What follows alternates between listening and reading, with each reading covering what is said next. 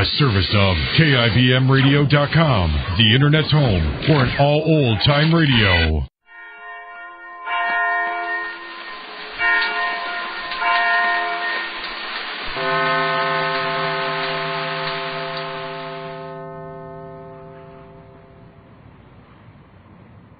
Program presented by Lucky Strike. The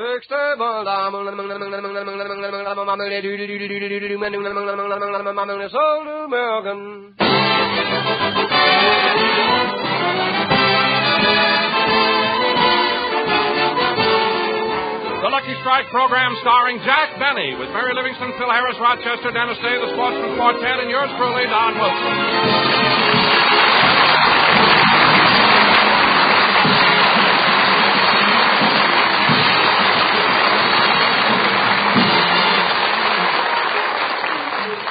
Ladies and gentlemen, 1949 is gone and forgotten. But to Jack Benny, 1950 will always be remembered.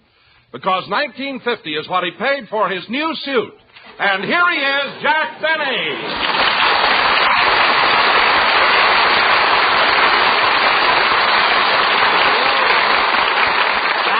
Thank you. Hello again, this is Jack Benny talking. And Don, I want to ask you something. How did you know that I bought a new suit? I heard it on Drear Pooson. You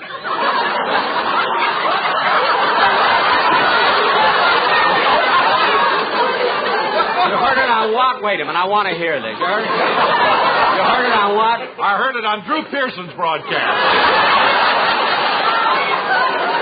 Ladies and gentlemen, he got the award for being the best announcer in the show.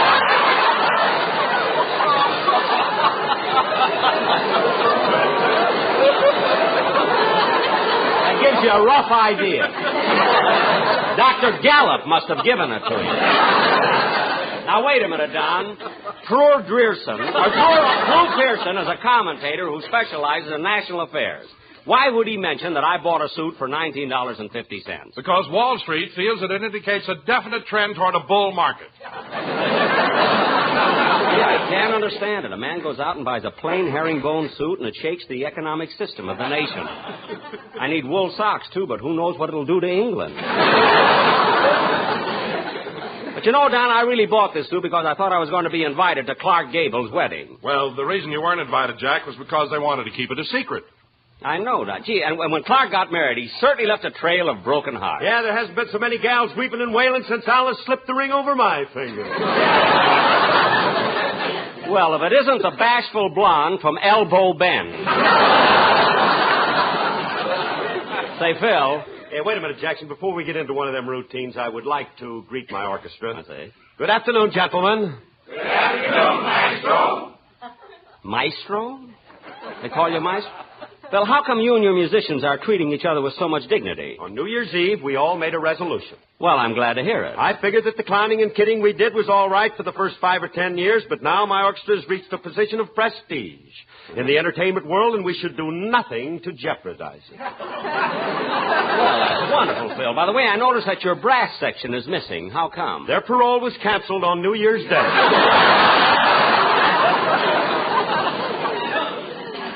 Well, I'm glad that 703896 is still with us. I like the way he sandpapers his fingers before he plays the piano. What a gang. Phil, this is the new year, 1950. Why don't you do something about your orchestra? What do you mean? Well, just look at Remley sitting there on his stool, sound asleep, using his guitar for a pillow. Well, that ain't Frankie's fault, Jackson. It's not his fault. You know, you don't get much rest when you sleep under the sink, on the piano, or in a bathtub.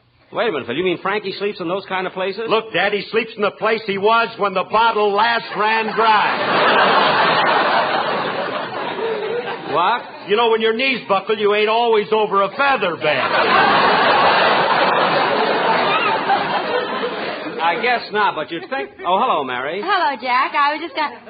Well, Jack, you're wearing that new suit you bought last Tuesday, aren't you? Yes, Mary. Wait a minute. How did you know I bought it last Tuesday? Truman had it in his message to Congress. Oh, yes. They booed the coat and cheered the pants. I remember that. What excitement. So, Mary, you know I haven't seen you since the Rose Bowl game. That's right, Jack. There was some crowd out there, wasn't there, Mary? Oh, we didn't go to the game. We watched it on Jack's new television set. You mean Jack got a television set? Uh-huh. Well, Don't tell me that tighter than springtime is finally loosened up. Oh, he didn't buy it. It came with his new suit.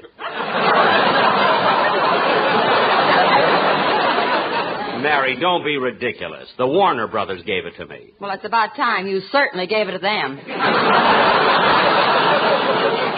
Yeah, now, kid, let's cut out this small talk because we got a very important show to do. Jack, is Fred Allen going to be on this program today? No, Mary. Alan will be with us next week. The train he was coming out on had to go through a sheep dip treatment at the border. They had to dip him twice. Tonight we're doing a very important play. It's an exciting mystery melodrama that takes place in a restaurant. Well, come on. Let's get this corny sketch over with. Huh?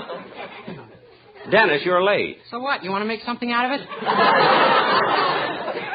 What? You heard me, Clyde. You ain't wearing earmuffs. Dennis. Dennis. You make me sick. Now, look, kid. If you think you can come in here... Don't crowd me, son.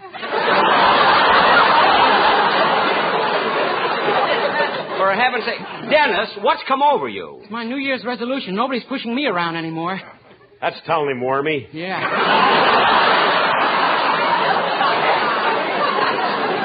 Look, Dennis. Leave him alone, Jackson. I told him to get tough. Oh, I see. What'd you say, Dennis? Nobody's pushing me around anymore. From now on, I'm getting what I want. Hey, you in the high heels. Come here. Me? Yes, you, Toots. Come here.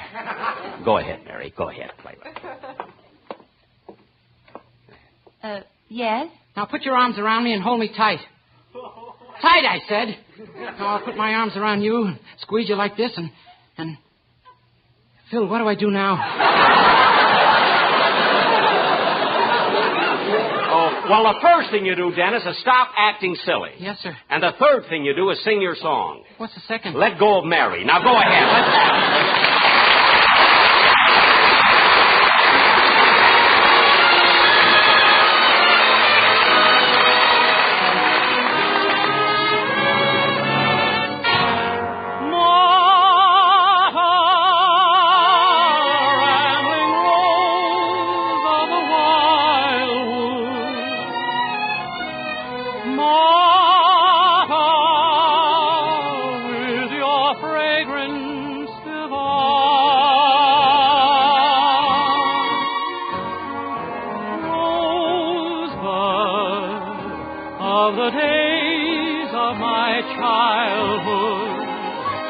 watched you bloom in the wildwood, and I hope you'd be mine. Mine,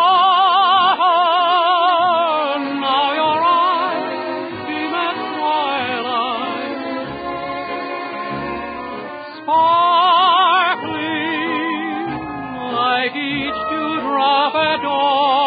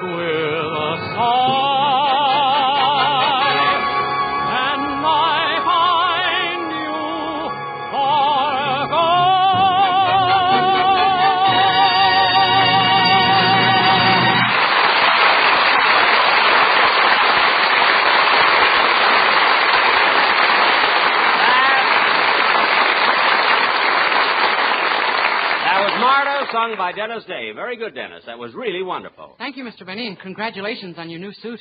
Well, thank you, Dennis. How did you know I bought a new suit? It's in the lyrics of Don't Cry, Joe.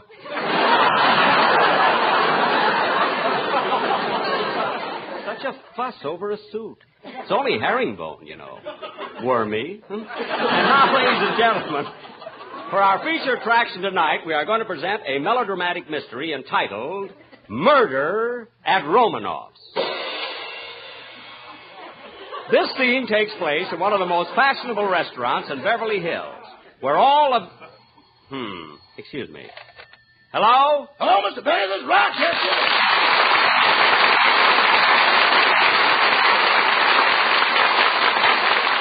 Rochester, I'm in the middle of the program. I know, boss, but this is very important. The man from the life insurance company was here about that policy you're taking out, and he asked me a lot of questions.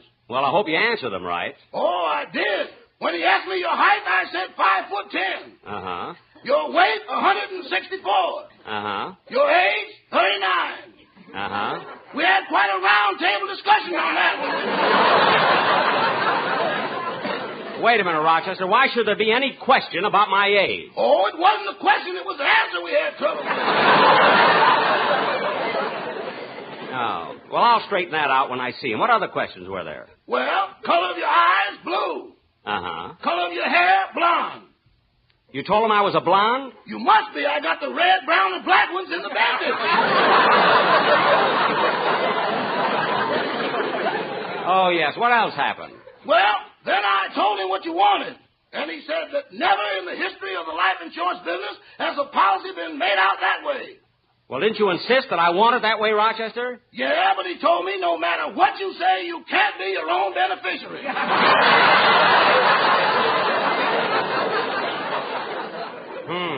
But I argued and finally convinced him that you wouldn't take the policy out unless you could be. And what did he say? He said just leave a forwarding address and they'll mail it on to you. Good. Anything else? No, that's all. Okay. Goodbye, Rochester. Goodbye.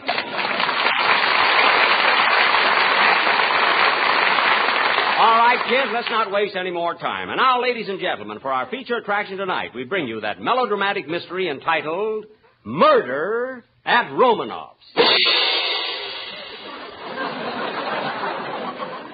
Set the scene, Don. Our play opens in the private office of Captain O'Benny of the Beverly Hills Police. Curtain music.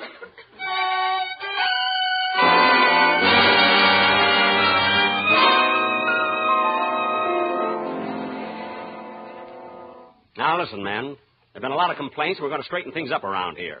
You first, Officer O'Day. What'd I do now? Yesterday, I sent you out on a simple assignment. All you had to do was look for cars parked next to fire hydrants and give out traffic tickets. Well, I did. O'Day, how many times must I tell you? Put the tickets on the cars, not the hydrants.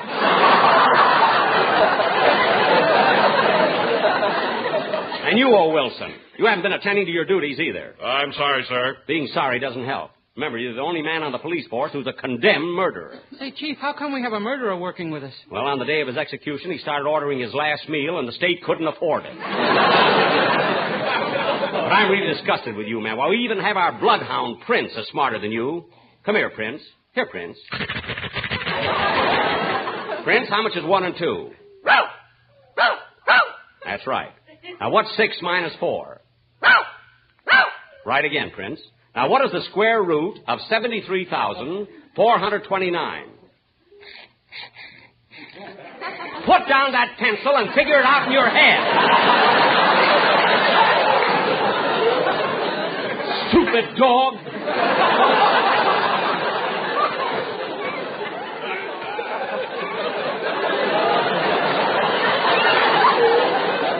Now, men, today I want...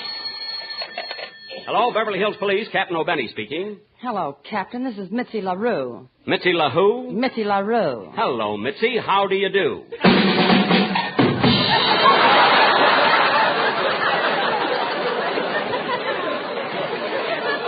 Prince, put down those drums. Never should have given them to him for Christmas. Now, what is it, Miss LaRue? Well, Captain, I'm the cigarette girl at Romanoff's restaurant. I want to report that a man named Carlton Quince was murdered here 2 hours ago. 2 hours ago? Yes. What was that, another murder? No, the same one. What? We had it transcribed for release at this more convenient time. Good. We'll be right over. Goodbye. All right, men, get out the squad car. There's been a murder at Romanoff's. And I'll find out who killed Carlton Quince, or my name ain't... Lucky Strike means fine tobacco. Rum and Berman, bully tobacco. Ellison, everybody knows that Lucky Strike pays millions more for fine tobacco. Yes, sirree. Hey!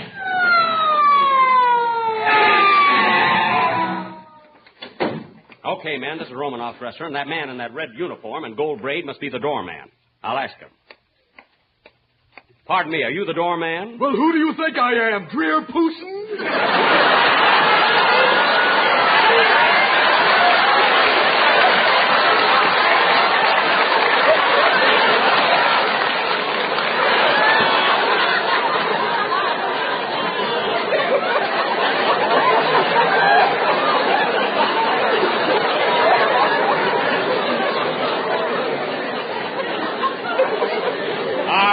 Stand aside and let me in. You can't get in here unless you have a reservation. A reservation? Well... If you say anything about being an Indian, I'll punch you right in the nose. I was trying to switch it. Now, look, there's been a murder committed in here. I'm Captain O'Benny, so stand aside while I... Doorman, what are you staring at? Ooh, a new suit.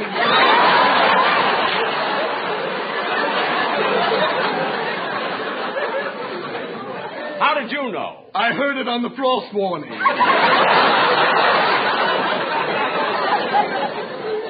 well, out of my way. Come on, man, let's go inside. I'm going to find the murder of Carlton Quince, or my name ain't... Ellis, and the team he's mine, and light and mild tobacco, yes, sirree. Hey! Hey, Chief, this place is sure crowded with celebrities. Yeah, Drew, you mean you searched the premises. Now, I'm going to question some of these people. I think that little short guy over there is the owner of the place. Hey, you, what's your name? I am Prince Michael Romanoff.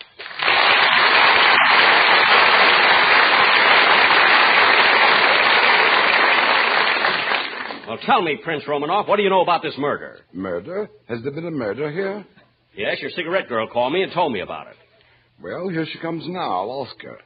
Tell me, Mitzi, have we had a murder today? Yes. Carlton Quince was killed.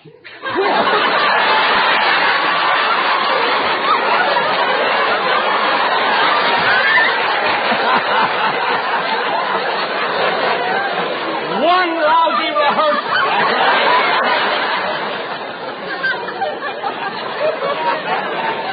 Carlton Quince was killed. There he is at the corner table, dead. So he is. Strange, I didn't notice it before. Wait a minute, who are you trying to kid? Don't tell me you didn't notice him with all that blood on his shirt. I thought it was Bosch. Oh, yeah? Now, come clean, Romanoff. Did you kill Carlton Quince? It couldn't have been me, Captain. I wasn't even here when the murder was committed. Where were you? Having lunch at Simon's Drive-In.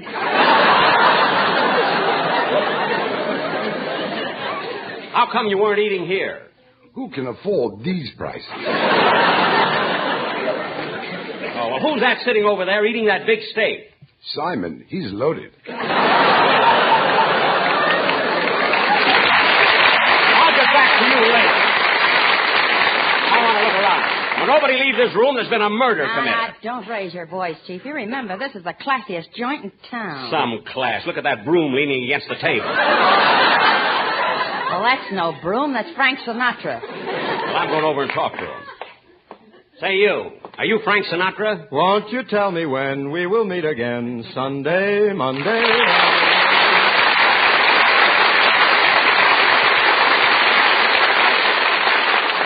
I'll be satisfied with you by my side. Oh, stop showing off. Quiet, O'Day. Where's O. Wilson? In the old kitchen. Where else? You go look for clues. Now, listen, Sinatra. What were you doing at the time of the murder? I was eating lunch. A likely story. What did you have? A raisin. One raisin for lunch? Boy, am I stuffed.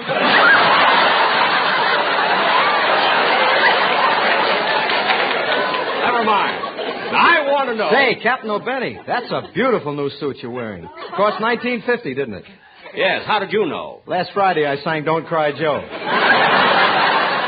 Oh, yeah. Now, tell me, Frank, what do you know about the murder of Carlton Quince? Well, personally, I think Romanoff did it. Oh, you do? Well, I'll call him back again. Oh, Prince!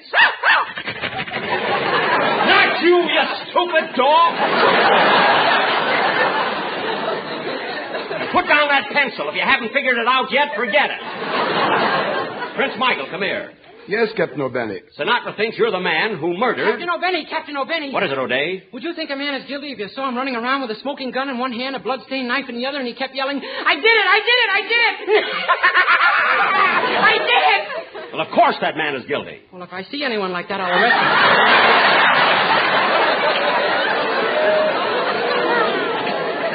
him. Good. Tell me, Captain O'Benny, who is this peasant? I'm Officer O'Day. Who are you? I am His Imperial Highness Prince Michael Romanoff.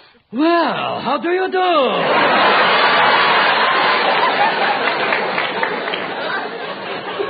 Cut that out, O'Day. I want to finish questioning Sinatra. Where did he go? Here I am, Captain O'Benny. You got to do something about this dog of yours. What about the dog? He keeps taking me out in the yard and burying me all the time. Oh, come on now, doggy. Put me down. Yeah, put Frankie down.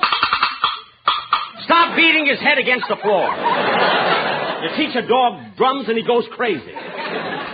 Now, look, we're not getting anywhere in this investigation. Say, Captain. What is it, Mitzi? Why don't you question that woman at the corner table? She looks suspicious. Okay, I will. Nobody leave here till I come back. Come on, men. I'll find out who killed Carlton Quince, or my name ain't... LSOSLSMFD, you'll find the murderer of Carlton Quince. Hey! All right, miss. I'm Captain O'Benny. What's your name? Rosalind Russell. Rosalind!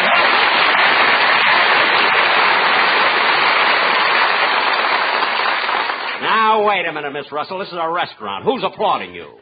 The waiters. I'm a heavy tipper. Well, I wouldn't know about that.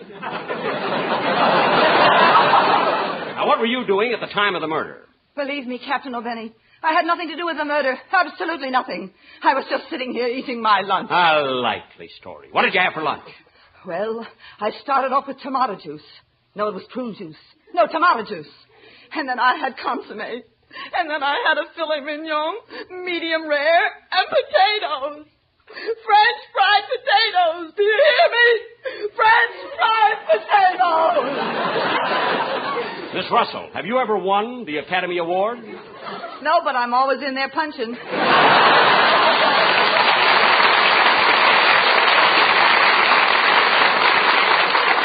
Now, just a minute, Miss Russell. Where were you when Carlton Quince was murdered? I was in the theater watching my new Columbia picture, Tell It to the Judge. And by the way, congratulations on your new suit. How did you know? It was in the newsreel. Say, that's a nice dress you're wearing. It's taffeta, isn't it? Yes, it is taffeta. Would you mind getting up and walking around a bit? Walk around? Why? I always wanted to hear Rosalind Russell.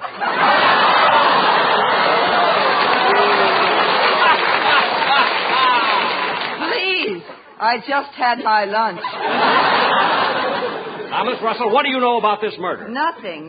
Why don't you ask Gene Kelly over there? Gene Kelly? Oh, yes. I'll go over and talk to him. And I'll find out who killed Carlton Quince, or my name ain't... Ellis. Lucky strike. Hey! That was the lousiest thing I've ever heard in my life. You're...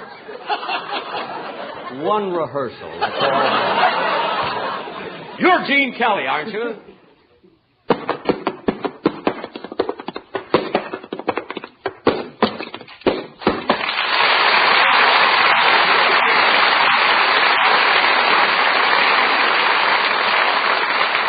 Now, what were you doing at the time of the murder, Kelly?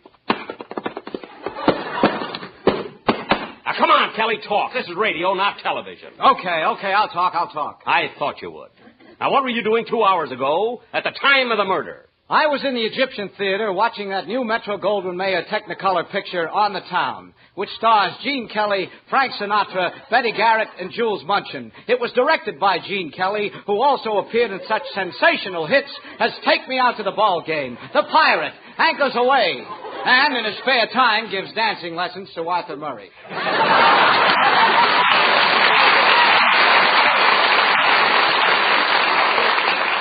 I see. And what did you do after you left the theater? I rushed right over here. Why?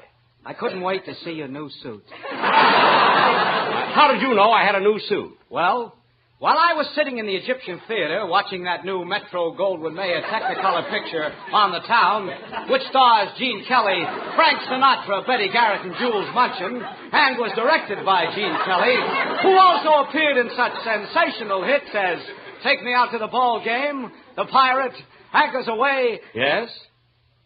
What was it you asked me?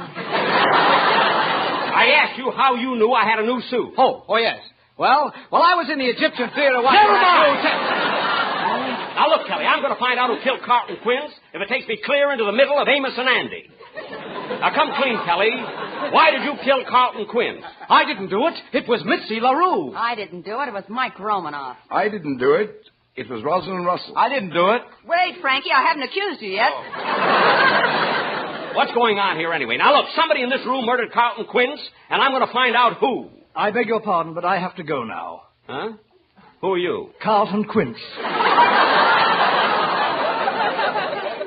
Carlton Quince?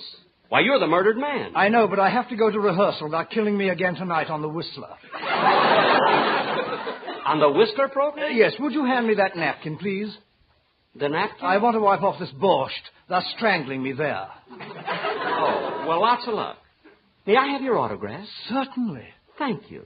Music, please.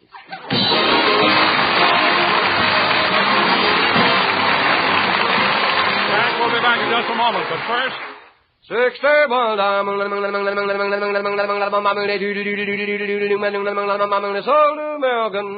it's certainly true that when you smoke, you want smoothness, mildness, and deep-down enjoyment.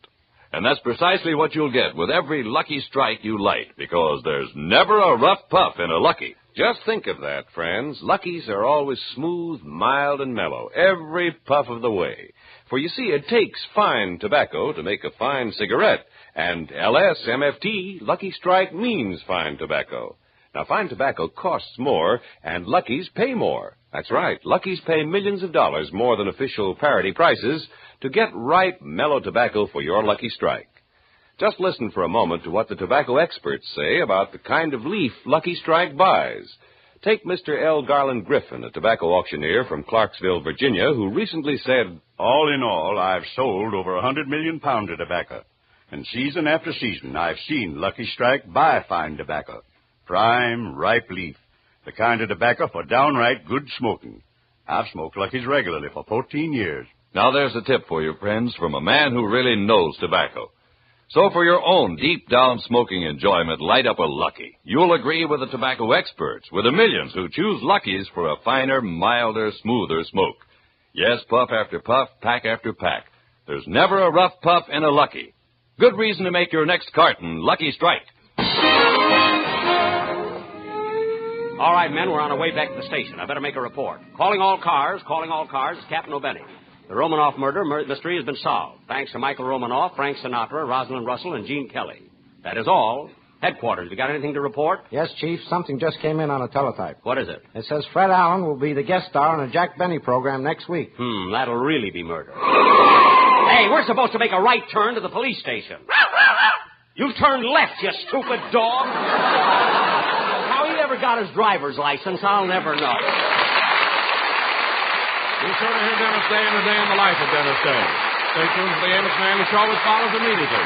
This is CBS, the Columbia Broadcasting System.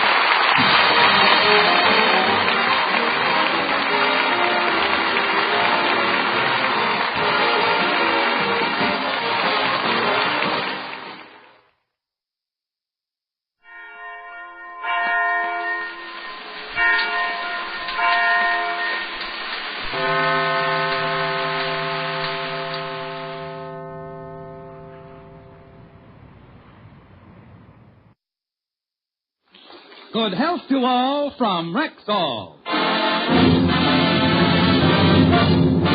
It's the Phil Harris Alice Faye Show, presented by the makers of Rexall drug products and 10,000 independent Rexall family druggists. Good evening and aloha nui. Tonight, the makers of Rexall drug products and the 10,000 independent family druggists who recommend and sell them salute station KGU Honolulu and welcome you to the NBC network carrying the Harris-Faye Show. Through the facilities of KGU, we extend greetings to all our friends on the islands, and especially to the firm of Benson Smith, who have been Rexall druggists for the past 40 years. We landlubbers here on the mainland tell you in all sincerity that we're happy you've invited us aboard, and we hope that you'll become regular members of our listening audience. But wait, I'm sure the stars of our show can tell you much better than I just how we all feel. So here's Alice Faye and Phil Harris. Phil, isn't it wonderful? Now we can be heard in the Hawaiian Islands. You bet it's wonderful, honey. When I think of all those lovely people way out there in the Mediterranean... Phil, the Hawaiian Islands are in the Pacific. When I think of all those lovely people way out there in the Pacific listening to our program, I just want to sing. Well, don't. This is no time for corn. All right, Smarty, what can I do? Why, tell our listeners in Hawaii how happy we are to have them with us every Sunday from now on. Okay. Folks, we're just bowled over that you're going to be with us every Sunday from now on. And that we'll do our very best to please them. We'll do our very best to please you. And that we'd love to have their letters and comments. And we'd love to have your letters and compliments. Phil. Now can I sing? What? That's what I like about the South? Think you're smart, don't you? Well, this time I'm going to sing That's What I Like About the South Pacific. Oh, no, you don't. We want Hawaii to keep listening. Aloha to all from Rexall.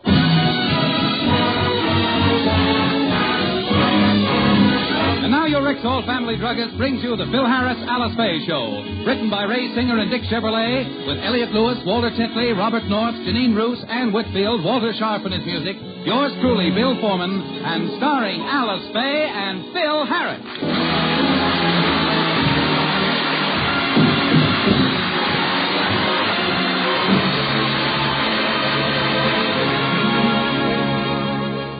Mr. Scott of Rexall and his wife are going on a motor trip for a few days. However, they have a very valuable French poodle named Madame Bovary, whom they would like to leave in good hands while they're gone. As we look in, we find Mr. Scott on the phone asking Phil if he'll take care of the dog while they're away. What's that, Mr. Scott? Mr. Scott, we seem to have a bad connection. What did you say? I said I'm taking Mrs. Scott on a motor trip for a few days, and I'd like to leave Madame Bovary with you while I'm gone. Madame Bovary? Gee, Mr. Scott, I'd like to help you out, but I'm a married man. Gee whiz, Alice is a little touchy about having other women around the house. I ain't going to... Harris, Madame Bovary is a dog. Oh, well, in that case, leave her with Remley. He don't care what they look like.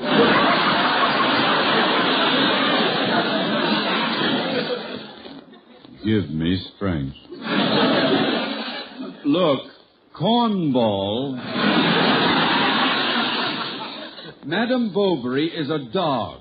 You know, bow wow, woof woof, arf arf. Oh, Scotty, you've been working too hard. Harris, listen closely. I'll spell it for you. I want to leave a D-O... No, that'll get him more confused than Wait. I've got it. Mr. Harris, when your wife is mad at you, where does she put you? In a doghouse. Cut it in half and you've got it. That's what I want to leave with you. A dog. Well, why didn't you say so instead of getting me involved in one of them double in tandem routines? I don't know nothing about what you're talking about. We'd be glad to take care of her. It's a nice dog. Bring her over. Thanks. I'll be right over with her. Goodbye. Goodbye, Mr. Scott.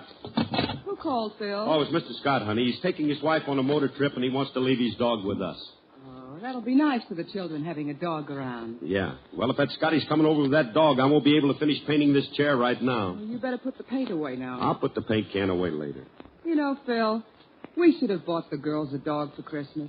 Frankie promised them one, but instead he gave them that horrible, uncouth gift. Hold it, Mercedes. What's uncouth about a pool table? I don't want it in the house, and I'm going to tell Frankie. So where is he? He's in the den with the kids. Said he was going to help them with their homework. I'll call him. Hey, Remley, come in here a minute, will you? All right, Curly, I'll be right with you. Okay, Phyllis, it's your shot. Try the 6 ball in the side pocket, and this time don't cheat. Keep one foot on the floor. Now remember, you each owe me $3 so far. When we started, you said we were playing for fun. Well, that was before I was sure I could beat you. Okay, now stop stalling and chalk up. All right. Uncle Frankie, how do I make this shot? That's a cinch. Put a little English on the cue ball, kiss her off the 7, bank it off the corner cushion, you get it right in the side pocket. It's an impossible shot. She'll never make it. Well, I'll try. Here goes.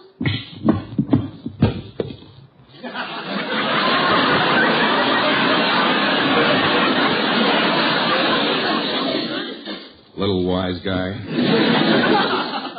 Well, Phyllis and I won that game. Now it's your turn to pay up. All right. Here's 50 cents in play money. I don't get it, Uncle Frankie.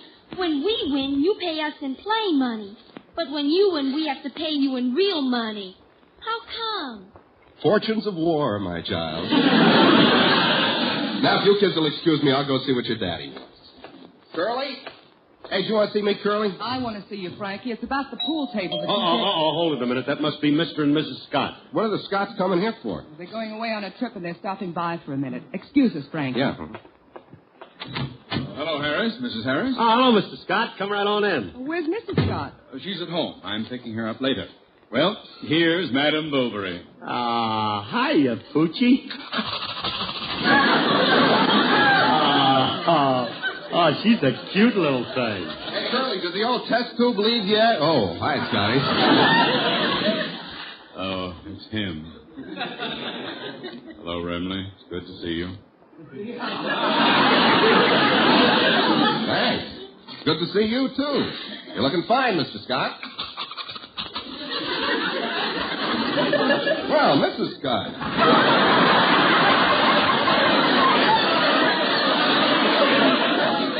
You're looking your usual charming self.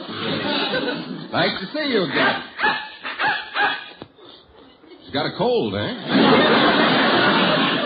Remley, one more nasty... No, just a mistake, Mr. Scott.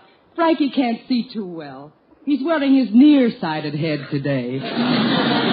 Look, Frankie, this is a dog. It isn't Mrs. Scott. Harris, I hardly think the identification is necessary. As for you, Remley, this is the beginning of a new year. So why don't you get it off to a good start by doing away with yourself? Now, Mrs. Harris, I have to be running along now. Oh, I'll see you to the door, Mr. Scott. All right, so long, Scotty. Come on, Frankie, let's take this dog in and show it to the kids, huh? By the way, Mrs. Harris, I want to leave this dog whistle with you. Yes. Incidentally, don't think the whistle's broken when you blow it, because you won't hear it, but the dog will. Oh, Mr. Scott, you've been standing too close to Frankie. I know I sound like him, but this is a supersonic whistle, and it's too high-pitched for the human ear, but a dog can hear it plainly. Oh, by the way, Mrs. Harris, yes. I won't be here for the program Sunday, but I'll try to listen in. I'd hate to miss your song. Oh, I'd hate to have you miss it, too, and just to make sure you don't, I'll sing it now.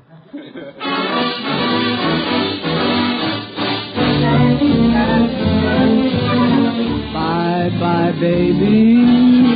Remember you're my baby when they give you the eye. And just to show that I care, I will write and declare that I'm on the loose, but I'll stay on the square. I'll be lonely, but even though I'm lonely, there'll be no other guy. So I'll be gone for a while. I know that I'll be smiling with my baby by and by.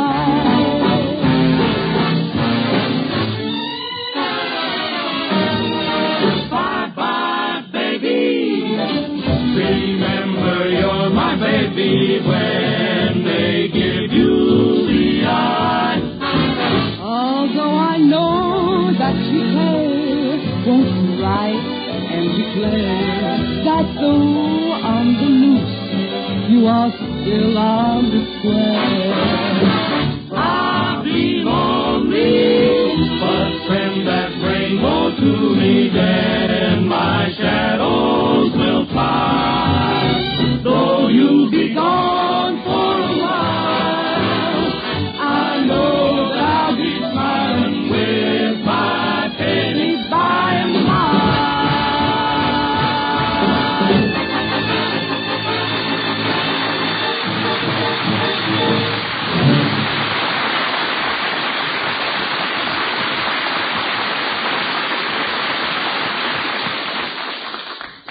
Well, Mr. Scott, that's the number I'm... How do you like that? He drove off right in the middle of my song. Oh, well, as long as he sends the check every week, who cares? I'd better put this dog whistle in a safe place. I wonder if it really works. I gotta try it. The dog heard it, but I didn't. Mr. Scott was right. It can't be heard by a human being. I'd better put it on the mantel so I'll know where it is. Well, it's 11:45. I'd better prepare lunch. Hey, Alice, where are those instructions that Mr. Scott gave you? I think this dog... Alice! Ah, well, I'll find them myself. I think she put them up on the mantel. Hey, I never saw this whistle before. Must belong to the kids. Wonder what it sounds like.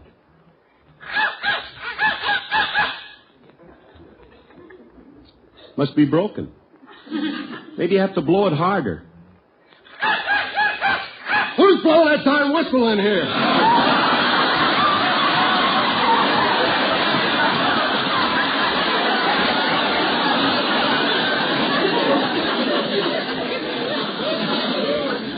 Well, I'm blowing it, but...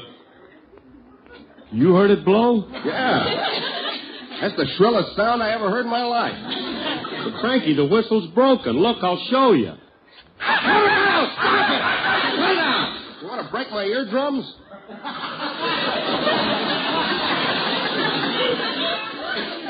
But I didn't hear nothing. Frankie, my ears ain't working. I must be losing my hearing. Nah, it's nothing serious. Some people are nearsighted. You just happen to be near-eared. This is no time for jokes. Bill, lunch is ready. Hey? Oh, honey, I got awful news for you. From now on, when you whisper sweet nothings in my ear, that's what it's going to be. Nothing. Oh, what are you talking about? I'm losing my hearing, honey. I've been blowing this whistle, and I don't hear a sound. Of course you don't. It's a supersonic whistle. It can't be heard by human beings. Only by dogs.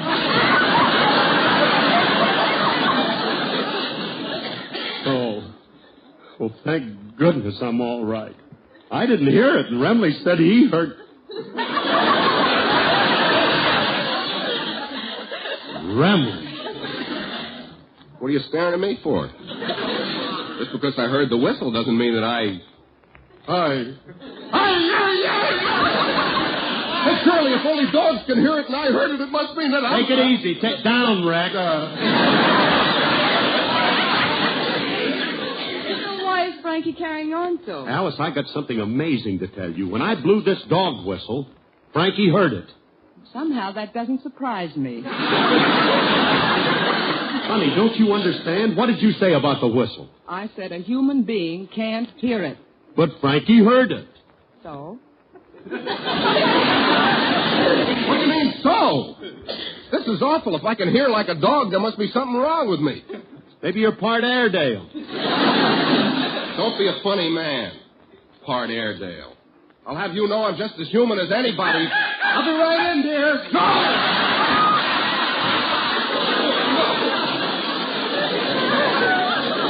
Curly, this is all right, take it easy, Remley. Take it easy. Just quiet down a minute now. Take it easy. You're nervous. I'll soothe your nerves by singing something appropriate for a man in your condition. Oh. How about trees? Oh, wait a minute. Come to think of it, I got just the tune for you, Remley. Now sit back on your haunches, cock your ears, and listen to your master's voice.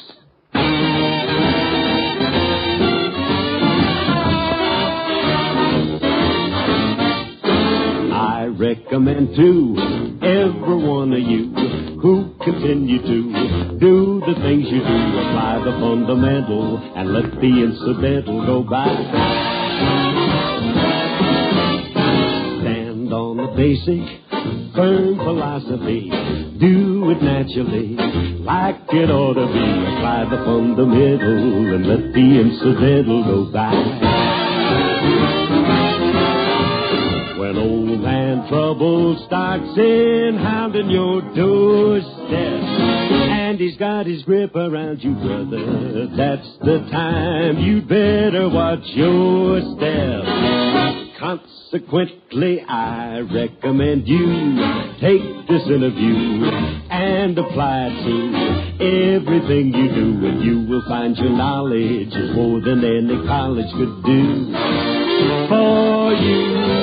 'Cause it's only elemental to apply the fundamental and let the incidental go by.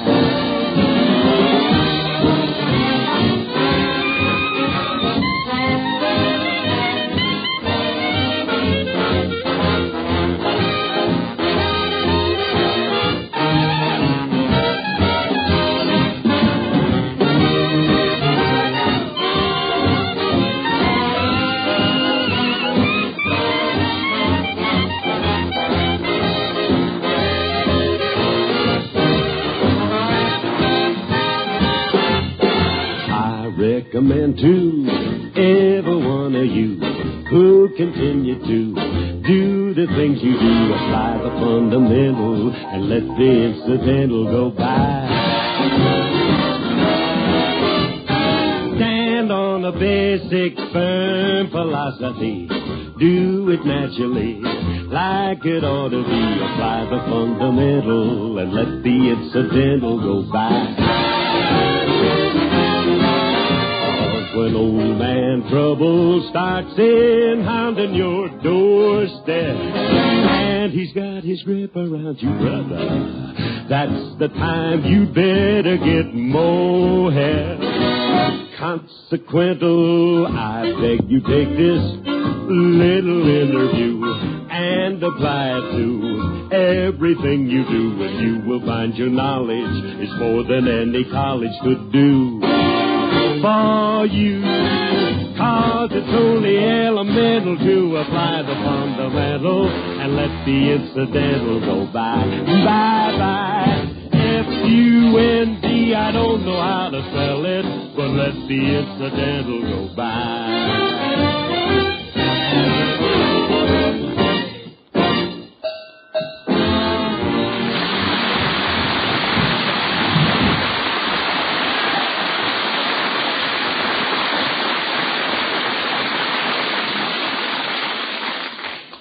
Now I know what's wrong with my ears, Curly. I always stand too close to you when you sing. Hey, Curly, do you think maybe there's something in my ear that's causing my strange affliction? Could be. Maybe you got a tick in there. Hey, hold still, Remley. I'll look in your ear and see. Hold over here. Kind of dark in there. Wait till I light a match. Let me see now. Hey, don't hold a match so close to my ear. Will you hold still? I want to study this. Is anybody... Well, it's about time somebody set fire to Mr. Remley. All the alcohol in him, he'd make a beautiful blaze. You keep quiet, Julius. Now hold still, Frankie. I don't see nothing in your left ear, Remley. Well, come over here and look in his right ear. I see something astounding in here. What do you see? The light shining through from his left ear.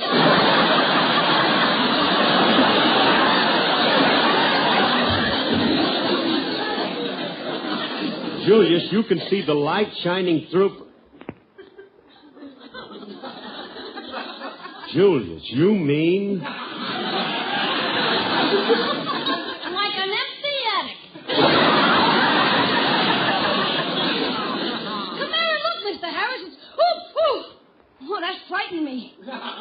frightened you? A bat just flew out of there. Julius, one more crack out of you, and I'll spill this can of paint over you. Keep your shirt on. What are you looking at his ear for anyway, Mr. Harris? Well, kid, Mr. Remley has a very strange affliction. You see, he hears like a dog. Hey, this guy's a regular menagerie. What do you mean, menagerie? He hears like a dog, eats like a pig, and drinks like a fish. Mr. Harris, does any other member of his family suffer from this? Does he have any brothers or sisters? Yeah, he's one of a litter of 5. Let's see, there was Prince, King, Rover... Mr. Remley, please don't bark while us humans is talking. That doesn't. You're getting this paint can right on your head. Here, take that. You fixed me. Oh, Remley, look what you got now. You got that red paint all over the dog. How am I going to explain this to Mr. Scott? How his dog got red? Tell him his French Poodle joined the Communist Party.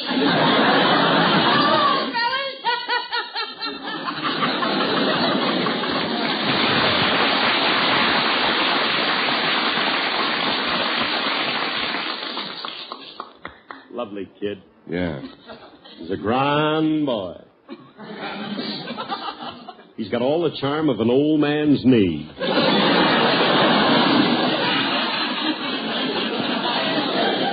Oh, Remley, now look. Just take a look at that dog. He's covered with red paint. What are we going to do? If Scotty ever sees his dog like this, I'm a cinch to lose my job. Now, we got to get the paint off of her hair. Well, look take at that. it easy, will you? We'll get it off. Oh, sure. All we have to do is... You go answer the phone. I'll get the paint off of the dog. Let's see. Where does Curly keep his electric razor?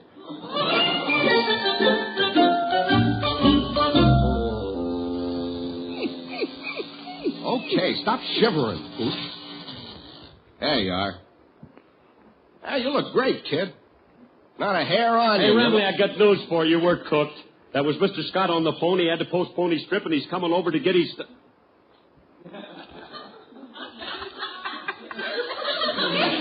Remley, where'd you get that plucked chicken? That's Scotty's dog. I shaved all her hair off. Oh, no. Oh, a nude French poodle? Somehow she looks indecent. Throw a rug or a kimono or something over her. I think she looks very attractive. Only to you, Rin Tin Tin. Oh, Frankie, if Scotty sees his dog like this, he's going to raise the roof. Her fancy hairdo is the most important part of a dog. I know that, and when Scotty gets here, she'll have hair. Hand me that bottle of glue. You mean you're going to paste the hair back on the dog? Oh, Curly, don't get hokey. Besides, there's paint on the old hair. I'm going to paste this on. Looks like poodle hair, but it's much more luxurious. Yeah, it is. What is that? Alice's Persian lamb muff.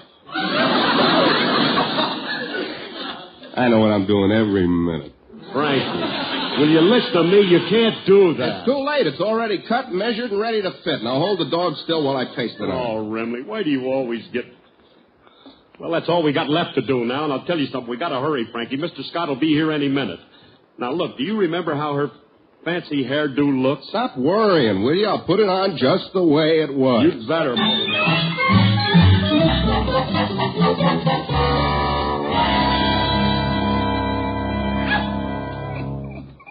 Yeah. Well, she's all pasted, Curly. How does she look? I don't know, Frankie. Didn't she have a tuft of hair on top of her head? No. It was under her chin, just the way I got it.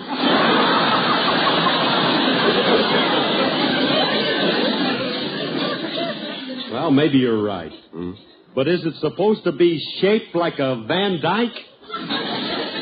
She looks like an ad for Bach beer. I think she looks swell. Notice how deftly I applied these clumps of fur here and there. Gives her a look of studied carelessness. Well, maybe she looks all right, but wait a minute. What's that limp strip of fur hanging down the back of her? Oh, that's her new tail. New tail?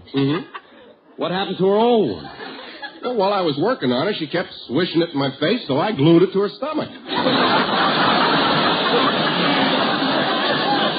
Oh, Frankie, this is a sad-looking animal, and I know that Scotty is going to be... Mrs. Harris told me you had my beautiful dog in here. And I... What is that horrible monstrosity? That horrible monstrosity is your beautiful dog. What happened to her? She used to have hair on top of her head and all along the top of her shoulders. Now she has it hanging from her chin and under her stomach. Turn her upside down. She'll be as good as new. I should have known better than to leave her here with you two maniacs. Come, Madam Bovary, we're going home. Daddy will pick you up.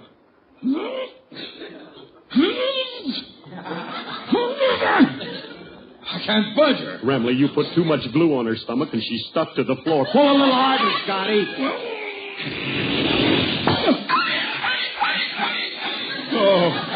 Oh, you poor dog. But don't worry. We'll get back at those two right now. Now, wait a minute, Scotty. Wait a minute. Take it easy. Don't sick that dog all night. Dog nothing. I'm going to bite you myself. Oh, wait. Don't roll yourself. I can explain. I didn't mean to. Scotty, stop chewing on my leg. Take off your guard, you coward. Oh,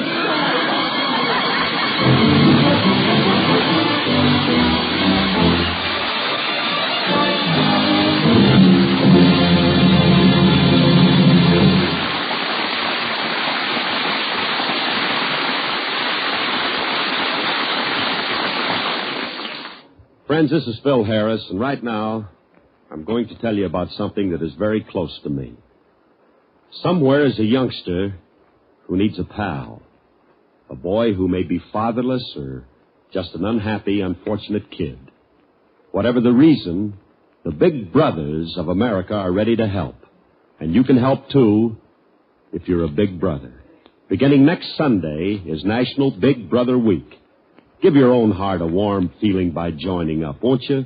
Write Big Brothers of America, Philadelphia 3, Pennsylvania. Big Brothers of America, Philadelphia 3, Pennsylvania. Do that. Thank you. Good night, everybody. Good night, everybody. This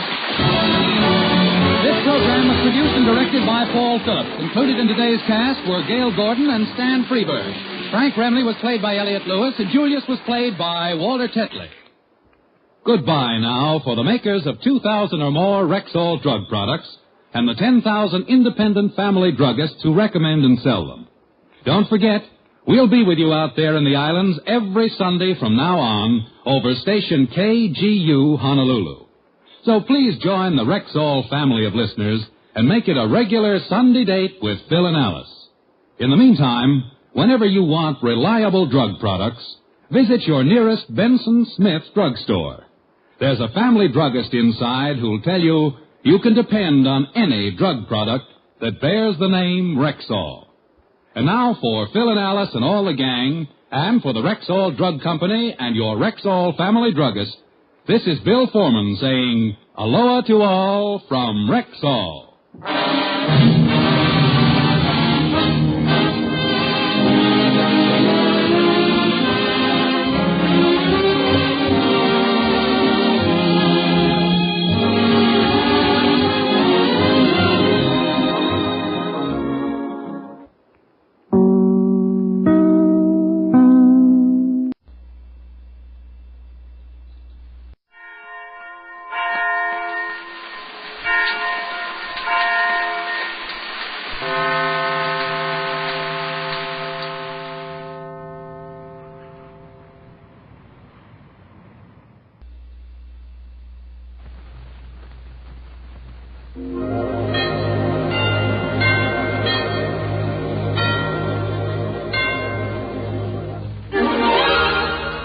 I was curious.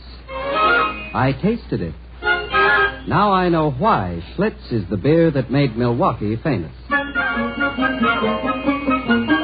If you like good beer, you'll find it pays to be curious and learn about Schlitz for yourself. And now the Joseph Schlitz Brewing Company of Milwaukee, Wisconsin presents Mr. and Mrs. Ronald Coleman.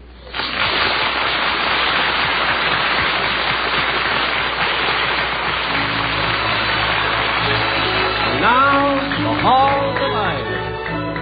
We love the halls of ivy that surround us here today, and we will not forget though we be far, far away. Welcome again to Ivy. Ivy College, that is, in the town of Ivy, USA. We suppose most people regard a college president, when they happen to think of him at all, as a man concerned only with scholarly matters, such as a fat endowment or a new football stadium. Now, this is a profound misconception. In most respects, college presidents have the same interests we do. At this moment, for example, Dr. William Todd Hunter Hall, the president of Ivy, sits book in hand seeking the answer to a question millions of thoughtful Americans are asking themselves tonight. Who done it? Mrs. Hall is going over the household accounts. Toddy, the telephone. Toddy, please answer the telephone. I hear it, Victoria, but I don't see it. You were the one who wanted the extra long extension cord installed. I know I did. I thought it would be a convenience. I didn't foresee it as an endless series of ramps through the living room. Do you see it anywhere? It seems to be coming from that part of the room. It's coming from every part of the room. Well, look under the couch. This is one of the most infuriating... Yes, what is it, Penny? The telephone is ringing, sir. Thank you. We are trying to find it. I found the cord. That's good. Now follow it to the end. It's all right, Penny. Yes, sir. Well, answer it, Victoria. Wrong end. Not again. This happens every time. I can't... Oh, here it is. I've got it. Well done. Now, let's see who... It stopped. Yes, it's provoking to think it may have been important. It's even more provoking to think it may have been a wrong number. Stop worrying over it, Toddy. You said you were going to relax this evening. Go on back to your mystery. Is it a good one? Yes, very intriguing. And almost as bloody as Hamlet. Like another cushion? No, thank you, darling. I'm quite comfortable. I can reach it. Hello? Yes, speaking. Oh, good evening. Oh, fine, thank you. Tonight? Well, yes, if it's really important. When shall I expect you? Very well, then. Yes. Goodbye. The chairman of the board is coming over, Mr. Wellman. I suspect he has bad news for me. He sounded so horribly cheerful. Mr. Clarence Wellman, the thinker? The same. Chairman of the Board of Governors and spark plug of the Let's Drive Dr. Hall to an Early Grave campaign. Oh, dear. Couldn't you put him off?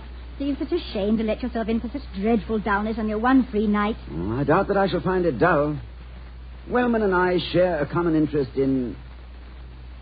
I wonder what sort of a nasty brew he's concocted this time. Well, go on. Do drop the other shoe, Toddy. You were saying that you and Mr. Wellman share a common interest. A common interest in what? My job. I have it, and he wants me out of it. He's been after that for years, pursuing it with the fixity of purpose and the utter lack of humor of a child reading a comic book. Well, there's no point in fretting. Have an apple. Vicky, darling, I love you, but I cannot be soothed with a pippin. I wasn't trying to soothe you, Toddy. I was merely trying to induce you to eat some fruit. You never eat any at all. It's bad for you. Is there any chance of Mr. Wellman getting you out of your job? Oh, not for the next 5 years. My contract, as you know, runs through 1955. But he seems to have reasoned that if little drops of water can, in the course of time, produce a phenomenon like the Grand Canyon, I need not complete the thought. You sure you won't try a pippin? Quite sure, my dear. In my most tranquil moments, I have little taste for apples. I'd even less while awaiting the arrival of a colleague who is seeking to dehorse me. It's very odd, you know. I should detest fruit, too. It figured so prominently in my first professional appearance. Really, Victoria? I've always thought of your theatrical career as a series of personal triumphs. Yeah, it was, for the most part. But not in this particular instance. I was only 15, but rather ripe for my age. when a comic named Arthur Pinero offered me a job as his partner in a variety turn. 15. I wish I'd seen the act. You'll change your mind when I'll tell you we were billed as Pinero and Cromwell, those funny people. We broke in a turn at a small variety house in the East End of London. I like to think the performance flopped because of its subtlety. What was it like? Well, I'd feed Artie a line, and he'd retort wittily, and then we'd slosh each other about the head with inflated bladders. The harvest of fruit generally occurred after we'd been on about 3 minutes, and order was not restored until about the 6th chorus of God Save the King. And you still like apples, huh? Well, 9 o'clock. Wellman will be here any minute. Oh, Toddy, don't look so concerned. Do you think he's got some particular grudge against you? No, I don't think so. No, he's just a sort of an intellectual Sunday driver. He has no destination in mind and resents being passed by someone who has. There he is now. Well, Penny will let him in. You're not really worrying about his visit, are you? No, but the jawbone of an ass is a legendary weapon. And Mr. Wellman, being equipped with both uppers and lowers... Whoops. Oh, good evening, Mr. Wellman. Good evening, Dr. Hall. And Mrs. Hall. Good evening. Come in. Thank you. How are you feeling this evening, Doctor? Fine. Never better. Should have seen the dinner I ate. Oh, good. I really tucked it away with both hands tonight, didn't I, Victoria? You certainly did. And imagine, no sooner had we left the table and settled ourselves in here than he asked for an apple. Here you are, William, have one. Thank you, Victoria. Oh, not at all. Would you care for one, Mr. Wellman? No, thank you. Apples do not agree with me. Sit down, Mr. Wellman. Thank you. This won't take very long. I seem to have sat on your book. Oh, no. I'm sorry, I must have... Raymond Harris's latest. He died laughing. Finished it? No, I'm in the middle. I read it last night. Excellent mystery, I thought. Have you guessed yet that the elevator girl Dolores is the murderer? No, I haven't. I imagine I will very soon, though. Is there anything else you wish to see me about? Yes. I have here a copy of today's edition of the students' newspaper, the Ivy Bulletin. I want to read the editorial to you, if I may. Just listen to this. The statements issued by our Board of Governors resemble the peace of God in that they are beyond human comprehension. Never has so much pap... What? Let me see that. It's quite the most vicious attack I've ever read.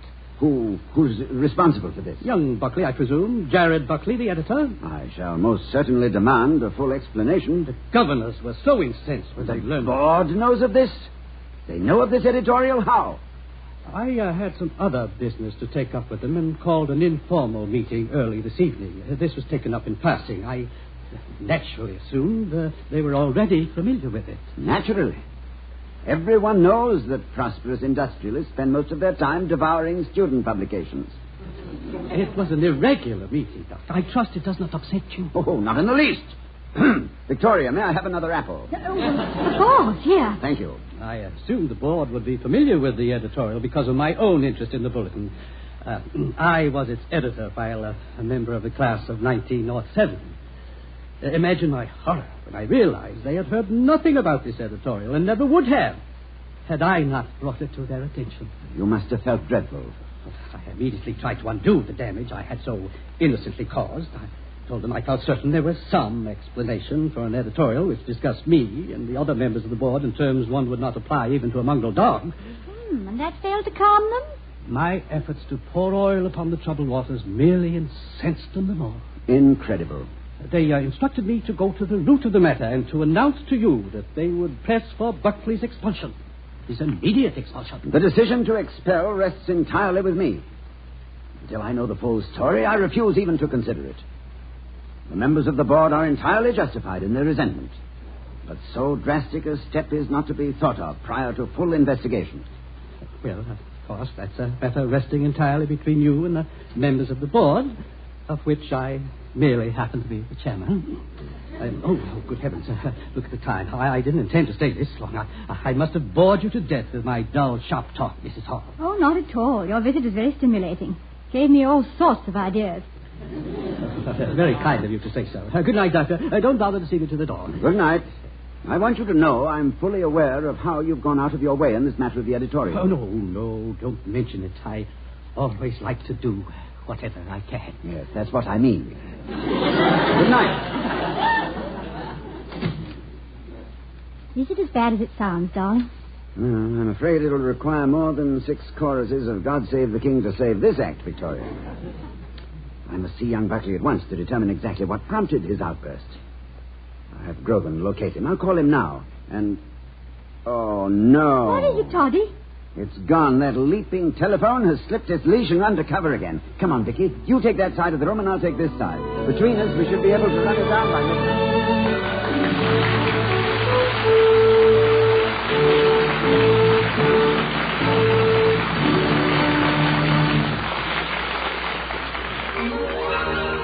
I was curious.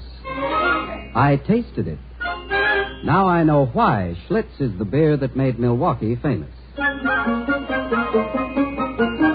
When you hear a man talk like that, you know he's had a pleasant experience, one that may suggest something equally enjoyable to you. So before we return to the Halls of Ivy, starring Mr. and Mrs. Ronald Coleman, let's hear what happened in a Rufus room when an amateur railroad tycoon entertained a man who could very well be a neighbor of yours. My story concerns a friend who loves to demonstrate the workings of his model railroad and how he put me on the right track to the beer that made Milwaukee famous. Now, if that sounds confusing, it's only because you weren't with me that evening when I helped my friend manipulate his model trains with a skill that would have put Casey Jones to shame. My wife was along, and as she says, you know how men are. So it was evidently no surprise to her that I became completely engrossed in switching tiny streamliners and backing freight cars all over the basement. But what did surprise her was that my enthusiasm for railroading evaporated so quickly. And I'll have to admit that my interest in model locomotives collapsed like a punctured balloon the minute that tray came round the bend. For the tray held Schlitz beer. Certainly I was curious. But certainly my friend, who is so exacting about details in his hobby, would be equally concerned with the fine points of any beer he served. So while everyone else was helping get the trains back into the roundhouse, I was savoring that first taste of Schlitz. Maybe my wife is right. Maybe I wasn't minding my manners. But I've been minding them ever since. For now, when we have callers, I'm a perfect host. I serve Schlitz. And I've never forgotten that I have my friend to thank for putting me on the right track to the beer that, to coin a phrase, established the reputation of a certain city in Wisconsin. What I mean is, no wonder they call Schlitz the beer that made Milwaukee famous.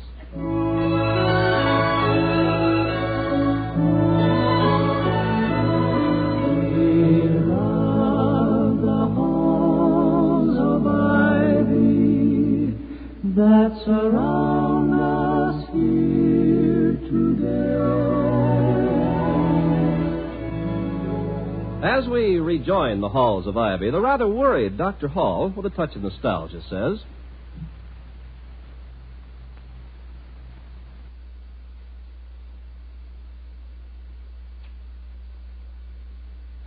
You know, Victoria, there are times when I wish I were a carefree undergraduate once more. Oh, stretch out on the couch, Toddy. Put your head in my lap. There. That's good. You know, in those days I used to wear a yellow slicker covered with funny sayings, such as banana oil. And I wore a blazing red felt hat known as a whoopee crusher. And I drove about in a purple Stutz Bearcat sounding an enormous klaxon horn incessantly. Whatever for? Why, I had to. In order not to be conspicuous. We were all alike. What the devil's the matter with Grogan and his campus police? Shouldn't take this long to find Buckley. Oh, relax, Toddy. I'm sure it's not... It's all right. Don't move, Vicky. I have my foot on it. Hello. Speaking. Yes, Grogan, have you found him? Good. Thank you very much. Good night. Young Buckley is on his way over. Now, you won't be too severe with him, will you, Toddy? You can be terribly intimidating, you know. Inasmuch as Buckley stands 6'4" and came out of the war covered with decorations for bravery beyond the call of duty, I don't think you need be unduly concerned for him, Victoria. If you must have fears, let them center about me. I don't relish this interview at all. If he published a retraction, would that smooth things over? I'm afraid not. Mr. Wellman, the entire board, in fact, will be appeased by nothing short of a human sacrifice. My own feeling is that Buckley, as editor, is privileged to express his view right or wrong, subject only to a reply by the board being given equal space and prominence in the bulletin. I have very strong feelings about the freedom of the press. That's one of the reasons I love you, Toddy. You have strong feelings about everything. Thank you, Vicky. I also have very strong feelings about the freedom of reading. Our press is free to report and interpret, and is also free to distort and suppress. The public is free to read what it will, and is also free to disbelieve and go behind the printed word. Free is a short word that goes a long way. It's one of the most beautiful words in our language. Ever since the Chinese invented movable type half a century before Gutenberg, freedom has been moving forward, in spite of a few bad publishers and stupid readers. A responsible press and an informed public... excuse me, am I making a speech again? Yes. The same one you gave to the journalism class last month, so you fixed it up a little. What do you do if Mr. Wellman insists Buckley be expelled? Oh, I'll fight him. Even though the board may take my contract and... Tell me, is it very difficult to manipulate an inflated bladder? Before long, you and I may well find ourselves breaking in a new act in the East End of London. Well, it's not at all difficult. Cromwell and Hall, those two funny people. Tell me, lady, how do you know how to make a Venetian blind? No, how do you make a Venetian blind? You stick your finger in his eye.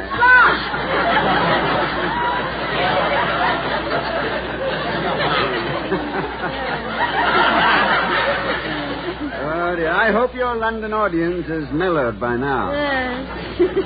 Tell me, Dr. Hall, when did you first begin to suspect that you had an aptitude for the theater?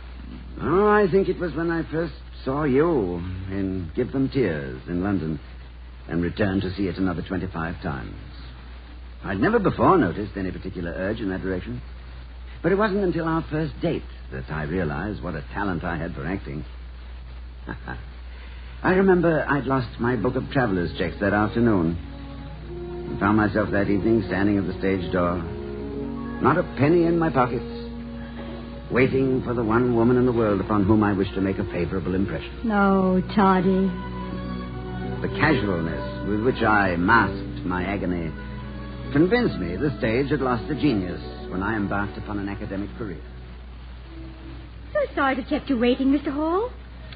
In view of the reward, Miss Cromwell, my time was well spent. You look very beautiful. Oh, this is for you. Oh, it's lovely. I've always thought a single rose more charming than great big bouquets of them. Really? I'm very glad. I'll wear it in my hair. What made you decide to bring me just one? Did you know I preferred it? No. It seemed like a good idea somehow. May I say its beauty has faded by comparison? Oh, no. And the more ways in which we say it, the happier I'll be. It's foggy tonight, isn't it? Is there a taxi out there? I imagine there must be. I'm absolutely starved. I never eat before a performance, and I'm always ravenous at the final curtain. Where are we going? I haven't decided yet. Oh, well, we might go to the Wedgeley. The food's heavenly. You very hungry? Well, it's funny, but at the moment, I seem to have no appetite whatsoever. Well, I think I could eat for both of us. This fog is extraordinarily thick. Where's your taxi parked? I can't see a thing. I'm completely lost. Oh, well, your driver's probably not waiting for you anyway. Taxis are at a premium on nights like this. Fortunately, the Wedgeley's only round the corner. Do you mind walking? Not at all. In fact, I'm in favor of it.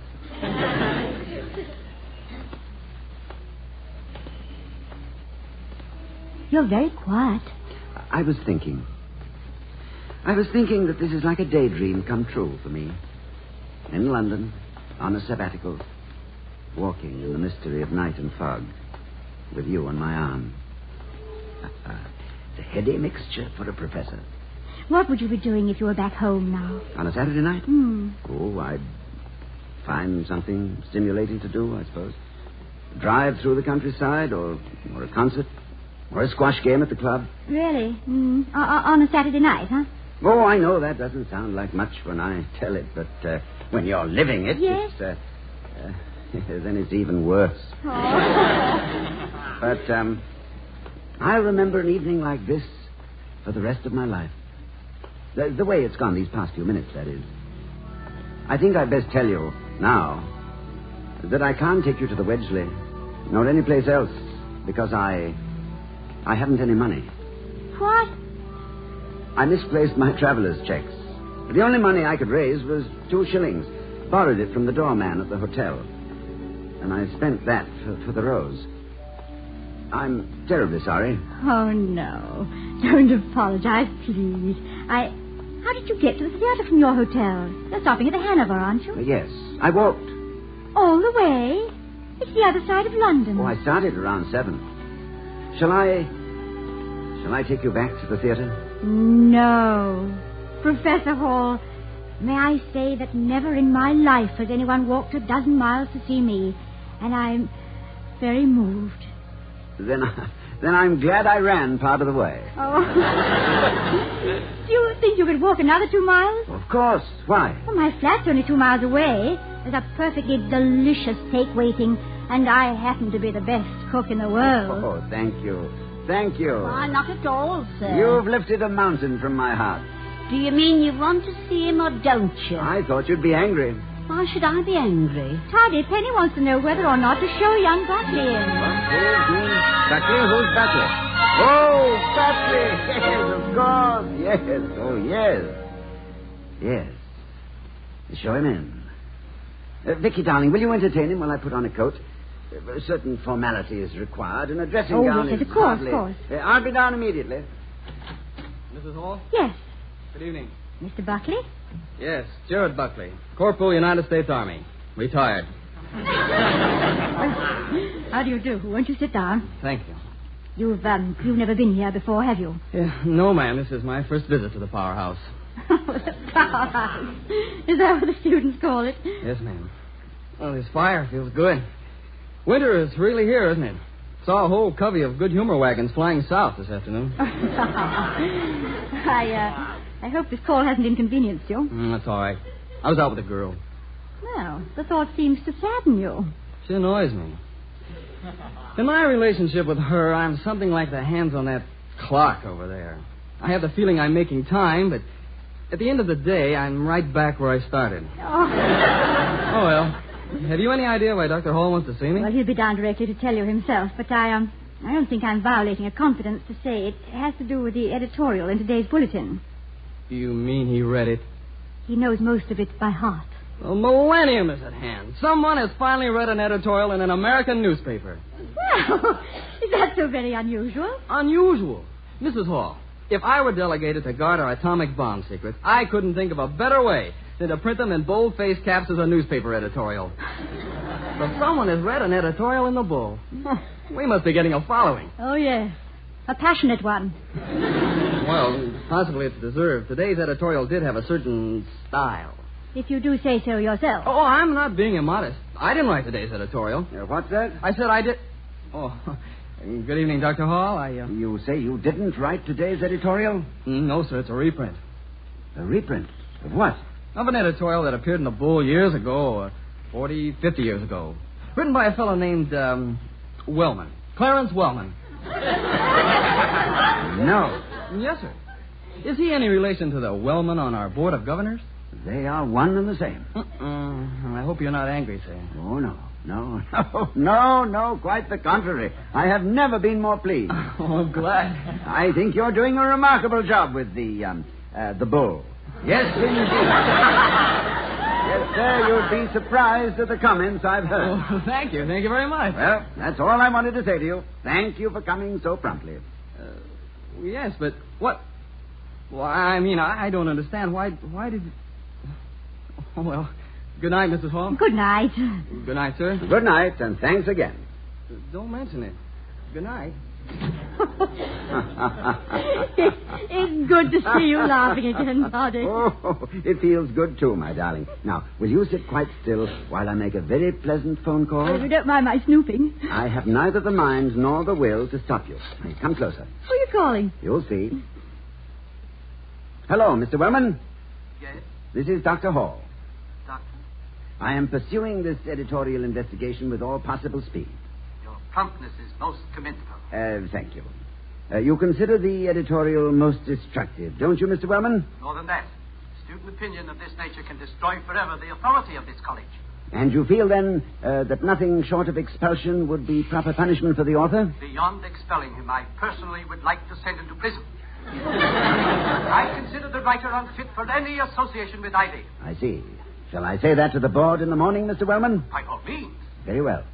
But before I hang up, I feel that you should know that Jared Buckley did not write it. Then who did? You did, Mr. Wellman, in 1907. Good night.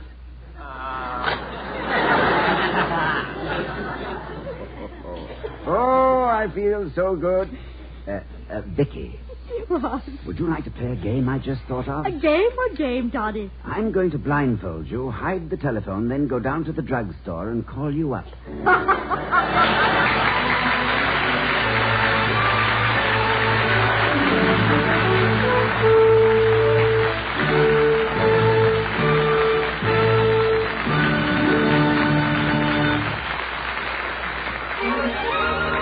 I was curious.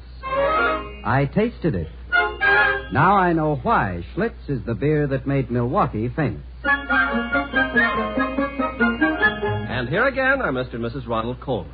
When we get this month's telephone bill, my dear, don't show it to me. Just pay it. Pay it cheerfully. Now, won't you want to look it over? Not this one, no. My last call was worth the entire bill. So just send a check, even though the charges may seem exorbitant.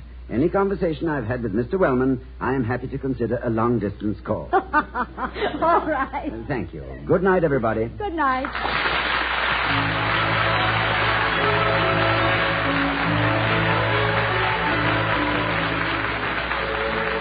We'll be seeing you next week at this time at the Halls of Ivy, starring Mr. and Mrs. Ronald Coleman. The other players were Herbert Butterfield, Roland Morris, and Gloria Gordon. Tonight's script was written by Walter Brown Newman. The music was composed and conducted by Henry Russell.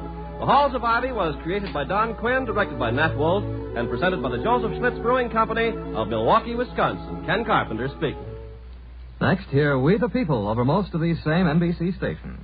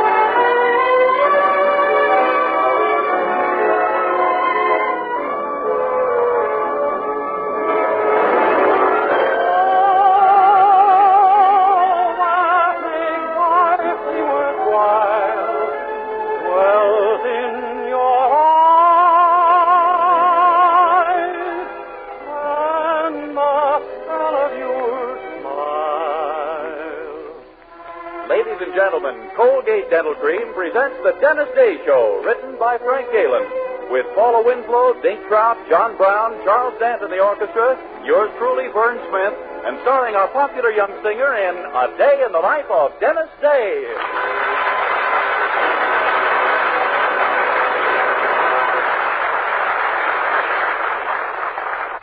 Twice a day and before every date, use Colgate Dental Cream to clean your breath while you clean your teeth. Here's Dennis to sing McNamara's Band. Oh, me name is McNamara. I'm the leader of the band. Although we're few in numbers, we're the finest in the land. We play at wakes and weddings and at every fancy ball. And when we play at funerals, we play the march from Saul. Oh, the drums go bang and the cymbals clang and the horns they blaze away. McCarthy pumps the old bassoon while I the pipes do play. And Hennessy toodles the flute and the music something grand. A credit to old Ireland is McNamara's band.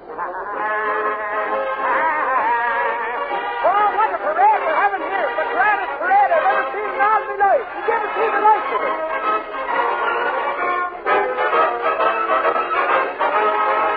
Right now we are rehearsing for a very swell affair.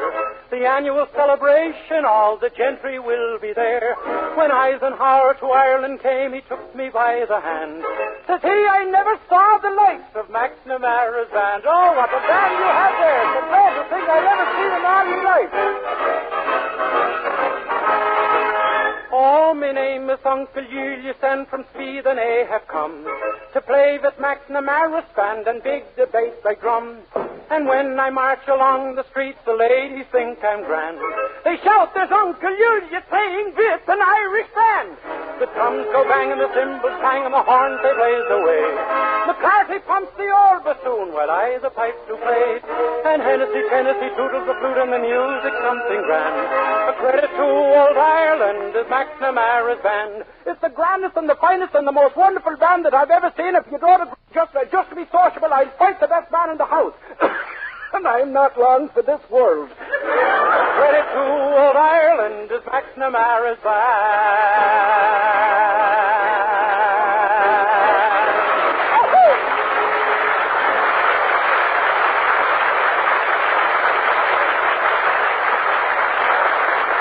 Colgate Dental Cream cleans your breath while it cleans your teeth. No other toothpaste does a better job of cleaning your teeth than Colgate Dental Cream. For Colgate Dental Cream has a safe polishing agent that cleans your teeth both gently and thoroughly, brings out their natural sparkle and beauty. And scientific tests prove that Colgate Dental Cream cleans your breath while it cleans your teeth. Yes, actual scientific tests prove conclusively that in 7 out of 10 cases, Colgate Dental Cream instantly stops unpleasing breath that originates in the mouth. Colgate Dental Cream is famous for its wonderful wake-up flavor, too. Nationwide tests of leading toothpastes prove that Colgate Dental Cream is preferred for flavor over other brands tested. So try Colgate Dental Cream to bring out the natural sparkle and beauty of your teeth. For a wake-up flavor you'll thoroughly enjoy. And use Colgate Dental Cream twice a day and before every date to clean your breath while you clean your teeth.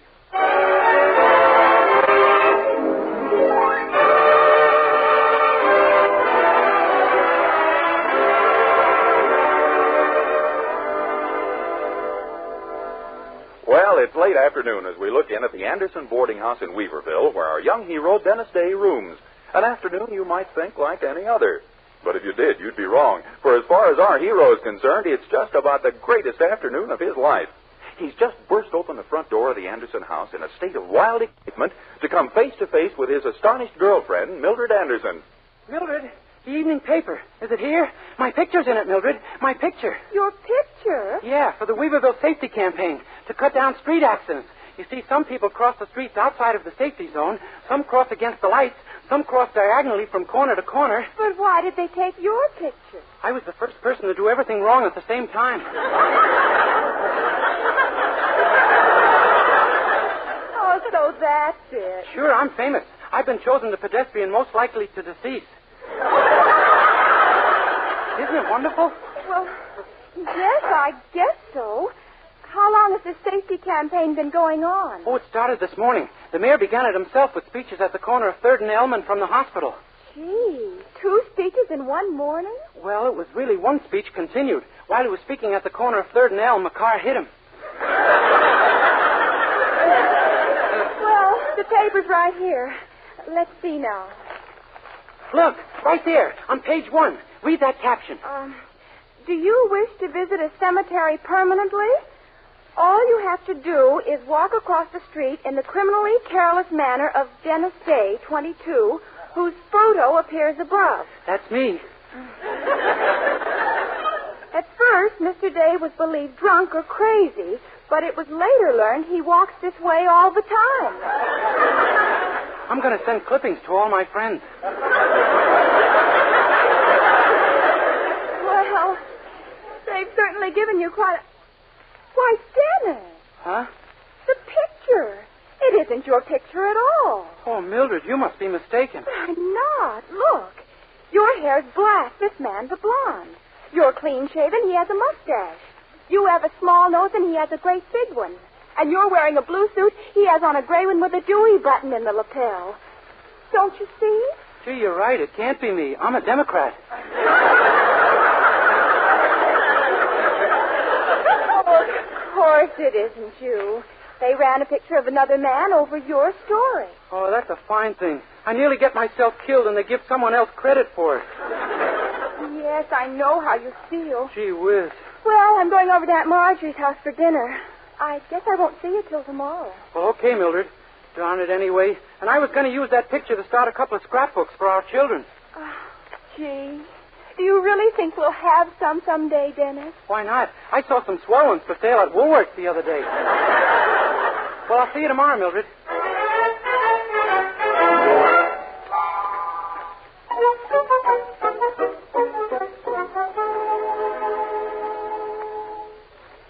Dinner will be ready as soon as Dennis comes down, Herbert. Very well, Poopsie. By the way, isn't it about time you had a little talk with your daughter about that young man? No, I doubt if it'll do much good. I probably won't get any further with her than I do with you, green thing. Well, see that you try. Hand me that evening paper over there on the table, Herbert. Yes, lover girl. May I look at my part of it? Here. Thank you. My, the classified ad section is bigger than usual tonight. Great Scott. What's the matter? Why, right here on page 18, among the ads, there's a picture of Dennis Day. Dennis Day? What's his picture doing in the paper? Well, listen to what it says under it. Still missing after 4 years' search, Schuyler Van Rensselaer, heir to the great Van Rensselaer sardine fortune, pictured above, is believed amnesia victim. You mean... Oh, Herbert, it can't be Dennis Day. It must be. It's his picture. Amnesia. So that's it. I knew no one could act like Dennis does and be normal. Oh, that poor, unfortunate, dear, sweet, rich boy. Gosh, Dennis Day isn't Dennis Day, the soda jerk, at all. He's Schuyler Van Rensselaer, who was in the fish business. I knew there was something about that boy. Really? Well, I've stood very close to him, and I never noticed it. Read the rest of it, Herbert.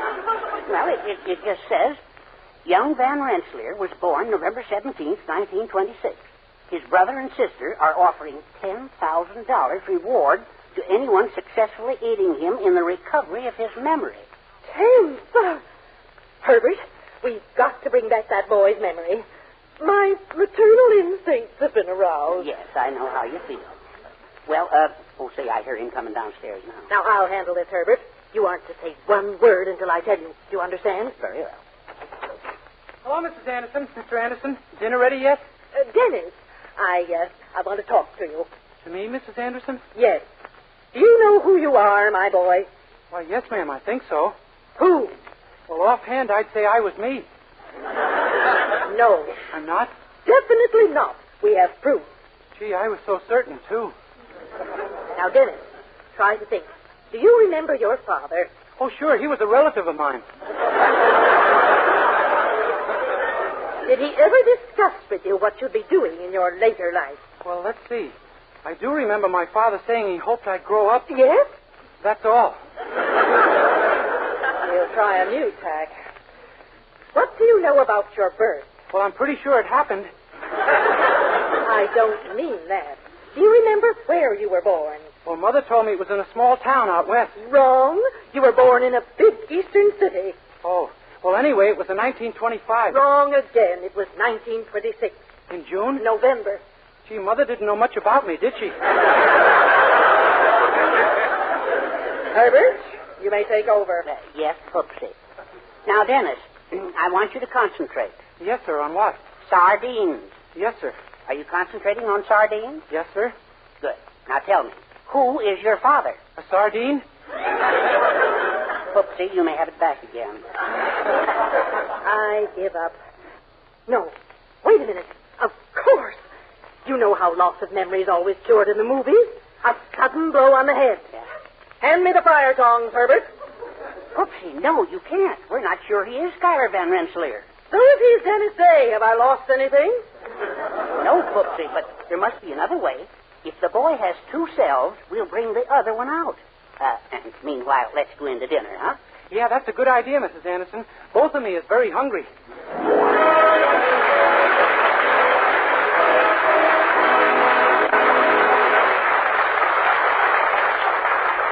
Now, before we continue a day in the life of Schuyler Van Rensselaer, here's our young hero, Dennis Day, to sing I'll Never Love Again.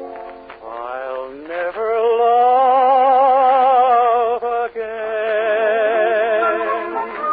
If you forget me, my heart won't let me love someone new. I'll never dream again. How could I go on dreaming if each dream that we made would suddenly fade in the glow? I'll never thrill again to someone's kiss. For what good would it do if you I'll miss? My heart is yours alone, so be careful, don't break it, for if you ever should, darling, I never could love again.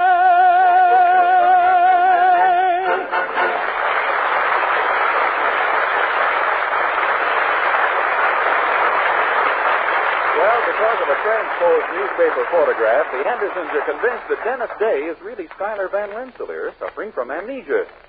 It's the following morning now, and Dennis has left for his job at Willoughby's drugstore. Meanwhile, Mrs. Anderson is enlisting Mr. Willoughby's aid over the phone in restoring Dennis's memory. But, Mrs. Anderson, it's incredible.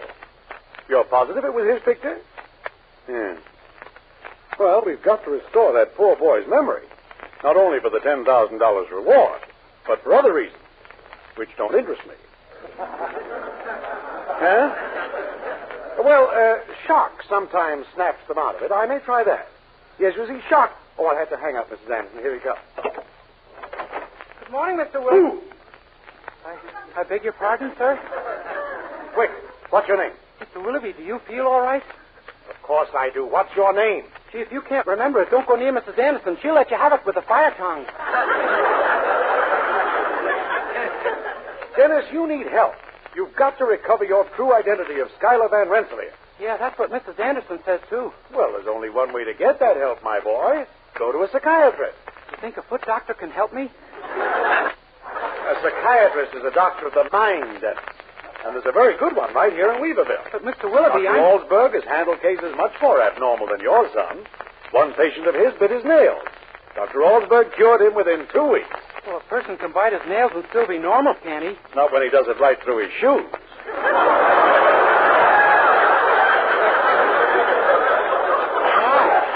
I know Dr. Waldsberg can straighten you out, my boy. Will you go to see him? But, Mr. Willoughby, I'm perfectly normal. Honest, I am.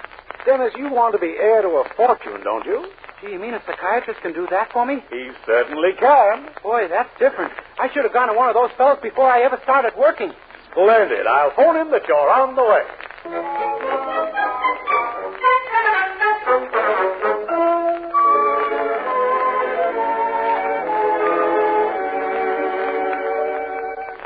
Come in, my boy.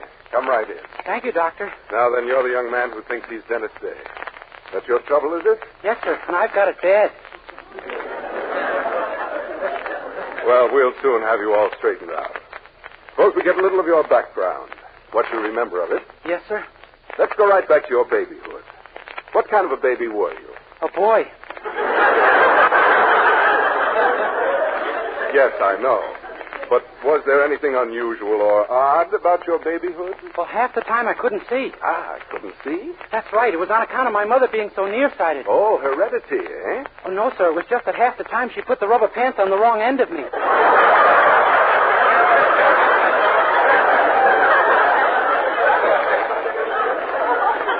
I see. Perhaps we should take a somewhat later age. Say about the time you first became aware of girls. I beg your pardon? Well, you realize there is an age at which young men become acutely aware of girls, don't you? Oh, yes, sir, and I can hardly wait.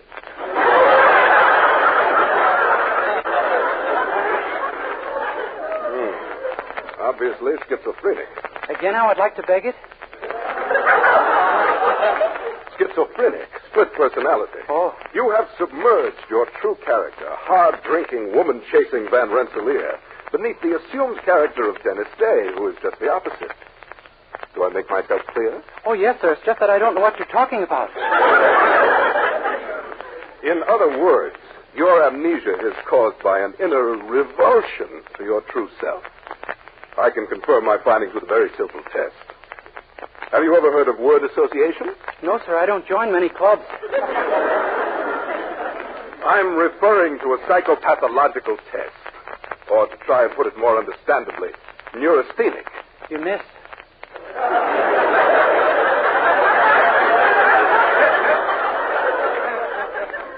In any event, I will give you a word. You are to tell me the word you associate with it. Ready? Yes, sir. Black. Black. Black? I thought you'd say white. We just met, Doctor. I don't want to start an argument with you. It isn't an argument, it's a test. If I said boy, you'd say girl. Now do you understand? Yes, sir. All right. Chair. Thanks, but I've already got one. Chair is the word. You're supposed to say table. What's the matter with you? I'm sorry, sir. I'll try it again. Son. Okay, try it again.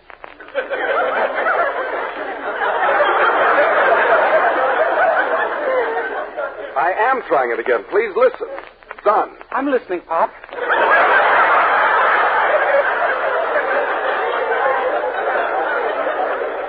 Son is the word I gave you. You're supposed to tell me the word it makes you think of. Oh, moon. At last. You finally understand what I mean. Are you ready now? Yes, sir. Good. Bad. That isn't the word!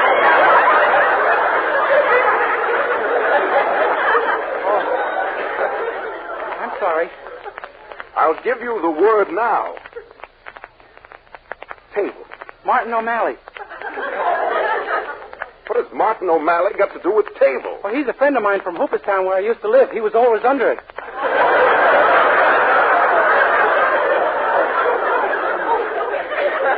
Well, so much for word association. Yes, sir. In fact, for tests of all kinds. Young man, there is only one practical treatment for your condition. Hypnosis. Hypnosis? Yes. You will permit me to put you into an induced hypnotic trance, as distinguished from the one you're in now. I believe I can reactivate your subconscious and restore your identity. You mean you're going to hypnotize me? Exactly, if you will permit it. Well, there is a fortune waiting for me, I hear. Go ahead. Very well. Now look deep into my eyes. That's it.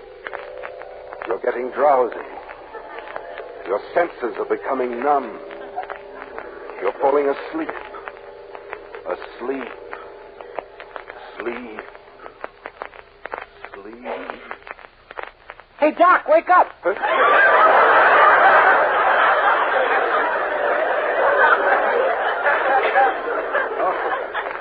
Pardon me. Sometimes it goes into reverse. Look into my eyes again. Deep into my eyes. You're getting drowsy. Languorous. That's it. You're falling asleep. Sleep. Sleep. You're now in a hypnotic state. Listen to me. You are not Dennis Day. I am not Dennis Day. Your name is Schuyler Van Rensselaer. My name is Schuyler Van Rensselaer. You are very rich. I'm loaded.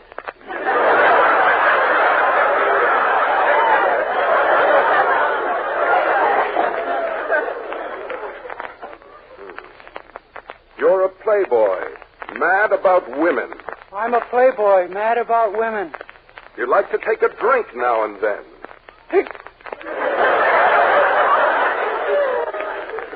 When you awaken, you will go home, but remember nothing of Dennis Day. You will be Schuyler Van Rensselaer, the playboy. And now, awaken.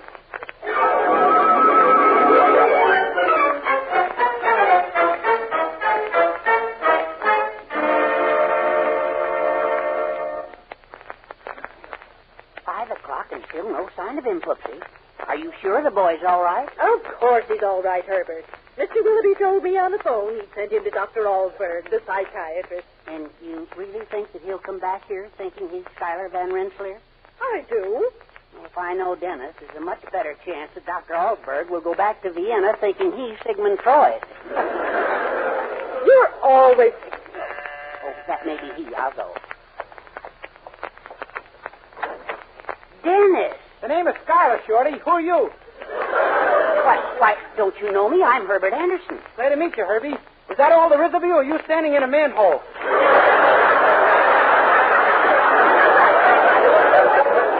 My goodness gracious. Oh, there you are, Dennis. You're back. Who's this character, Shorty? Your mother? What? How dare you? Skip it, babe. Babe! Why, you never called me anything but Mrs. Anderson in your life. Well, don't crowd your luck. Well, how about a little snort, huh? Just a single scotch with a gin chaser for me. I'm on the wagon. Mr. Van Rensselaer. Mother, have you heard of it? Oh, there you are. Hiya, baby. What's next? Dennis. My name isn't Dennis, Toots. Just call me Castor Oil. Castor oil? Why? Because I'm bad medicine, Toots. Get your coat on, kid. We'll go for a drive in the park. But I don't want to drive in the park. You not only get a drive in the park with me, babe, you get a park in the drive.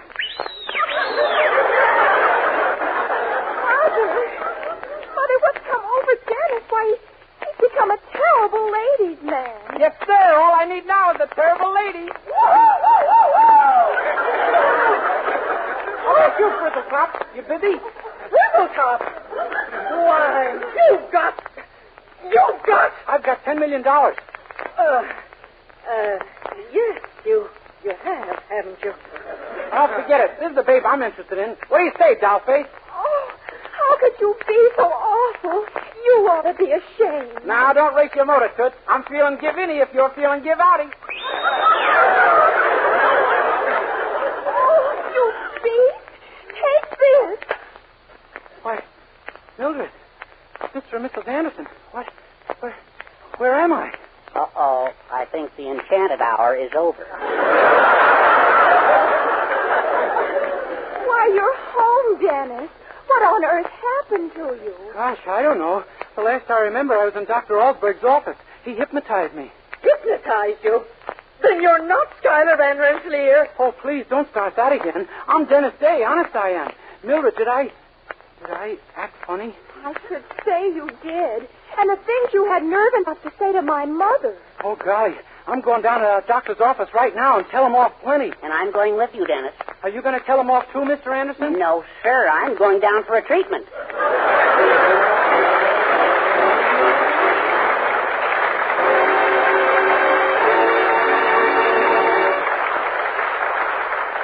Dennis Day will be back in just a moment with a song. But first, here's a fact worth knowing. Colgate Dental Cream cleans your breath while it cleans your teeth. And just how important that is, our Colgate players are here to demonstrate for you. As our curtain goes up, we find a policeman looking over a young boy who is sitting on a porch. Did you see that, Officer Cassidy? Did you see Mary slam that door? Jeepers, a fine thing when my girl puts out both the cat and me. Danny, if I hadn't seen it with my own eyes, I wouldn't be believing this. Might I be inquiring what's the charge? Well, that's what I don't know, Officer Cassidy. The girl won't talk. Why, I bet even the third degree wouldn't get a reason out of Mary. Well, now, I wonder if you're in the clear on a certain charge I'm thinking of, Danny. You know, it could do you no harm to appear before your dentist nearby. Here's what Danny found out. Scientific tests have proved that in 7 out of 10 cases, Colgate Dental Cream instantly stops unpleasing breath that originates in the mouth. What's more, Colgate Dental Cream's safe polishing agent brings out the natural sparkle of your teeth, cleans them thoroughly and safely. Yes, Colgate Dental Cream cleans your breath while it cleans your teeth. And Colgate Dental Cream is famous for its wonderful wake-up flavor, too. In fact, nationwide tests of leading toothpaste prove that Colgate Dental Cream is preferred for flavor over other brands tested. So to clean your teeth thoroughly and safely, for a wake-up flavor everyone enjoys, use Colgate Dental Cream. Remember, Colgate Dental Cream cleans your breath while it cleans your teeth.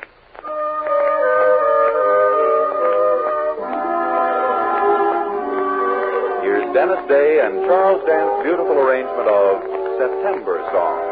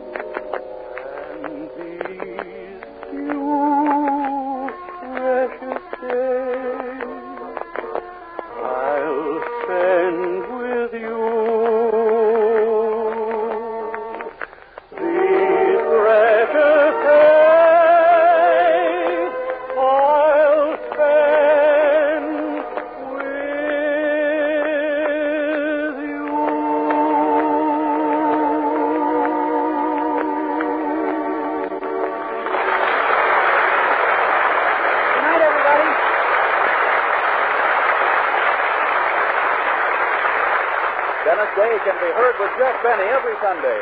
And be sure to be with us again next week for another Dennis Day program. More songs, more adventures in the life of our star, Dennis Day. Meanwhile, be sure to use Colgate Dental Cream to clean your breath while you clean your teeth.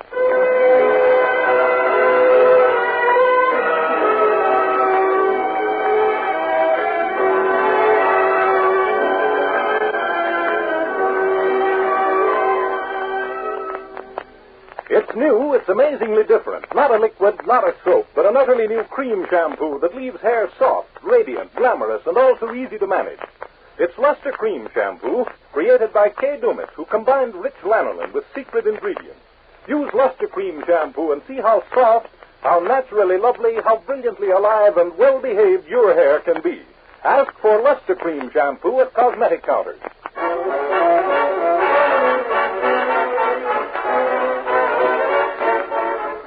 This is Vern Smith reminding you to stay tuned for the Mr. District Attorney program, which follows immediately.